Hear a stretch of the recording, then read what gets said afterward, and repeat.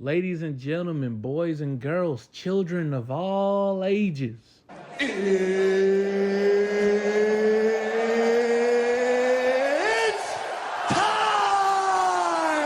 is now time for Fino's WrestleMania 42 review. And I think I found the perfect way to do this. I'm going to hand out awards, and they're going to be similar to NBA trophies. Now, there will be some trophies that are just for the night, like Match of the Night and Highlight of Mania, and I believe both of those are self-explanatory. MVP, Rookie of the Year, Defensive Player of the Year, Sixth Man, and there will be all Mania teams. This is primarily for yearly awards for the people who made it to Mania.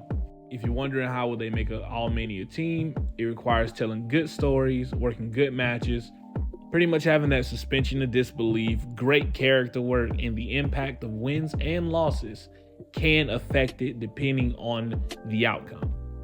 So someone can win or lose a match, but if it has something working into their character work, it could raise or lower the stock.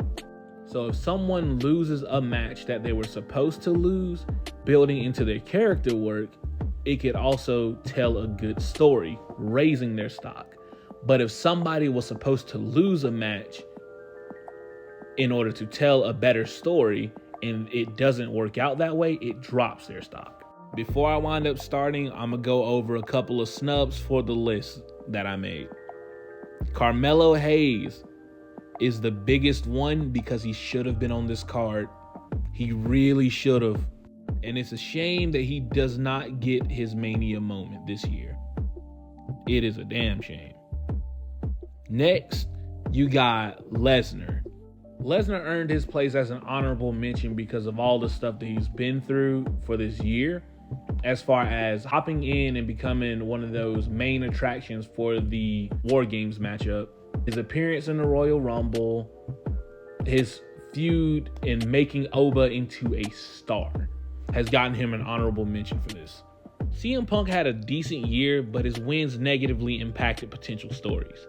He beat Gunther when he arguably shouldn't have beat him. He beat Braun Breaker when he arguably should have lost the title.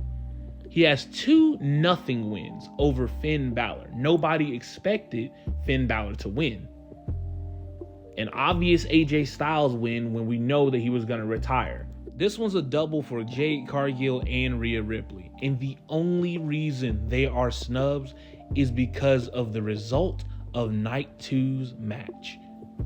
Jade Cargill should have won, and it would have gave her a good feather in her cap of establishing her as a star. And I mean like a credible threat too.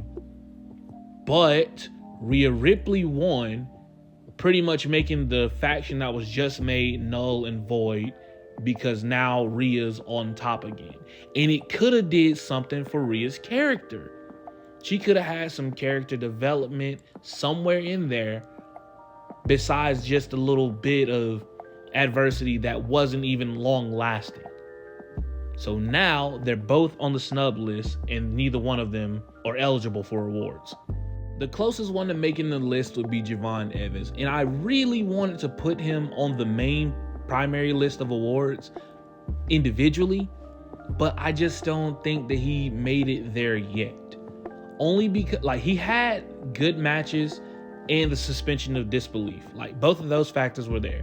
He hasn't really had a chance to tell great stories, impose his character work, and the impact of his wins and losses hasn't really mattered too much.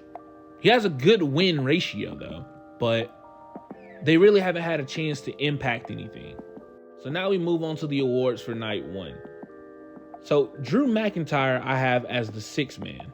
While Drew hasn't been put in the most important decisions or treated like the star that he is a lot of times, he's shown up and he's shown out. And I think that that's worthy of a 6-man spot. Whatever position he's in, he performs perfectly. I'm only giving Defensive Player of the Year to Cody Rhodes because he's the only one on night 1 to defend his title. The highlight of Mania was Baby Bump Bianca Belair. When I tell you I reacted like a ho ho, For real, I'm over here screaming at my TV because Bianca showed up with a baby bump, but it was definitely my highlight of the night. Match of the night, I'm gonna give to Rollins and Gunther, and they started out the gate hot. They were giving you good grabs, great back and forths. The suspension of disbelief was there to where you didn't really care about some of the impact of the moves, but all of the shit was believable though. They didn't really have a chance to work in like a story or anything like that because it was pretty much night one was just like shit builds in general. But despite the shit build, they put on the best match of the night. And Braun Breaker returned, spearing Seth Rollins, leading to Gunther to tap out Rollins for the win. Only thing I didn't like was the fact that Gunther did it dirty after beating AJ and John Cena clean. My rookie of the year is Stephanie Vaquer. Since she's been on the main roster, like they said last night, that is her first singles loss. And it was on Mania. That's a wild fucking stat. But also, I believe that that was the right time for her to lose, which brings her up. She tells a great story in the ring with her movements, which also leads into her working great matches. So Vaquer is beautifully in Rookie of the Year. Not even a close contest of anybody who could have been there on night one. And that leaves MVP of night one. Gunther has been that one all year. He lost the title to Jey Uso at last Mania.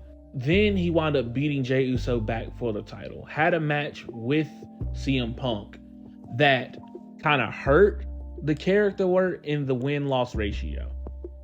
But Punk, I believe, shouldn't have won that match, which is the only reason why that hurts that much. And then he immediately lost the title due to cash-in.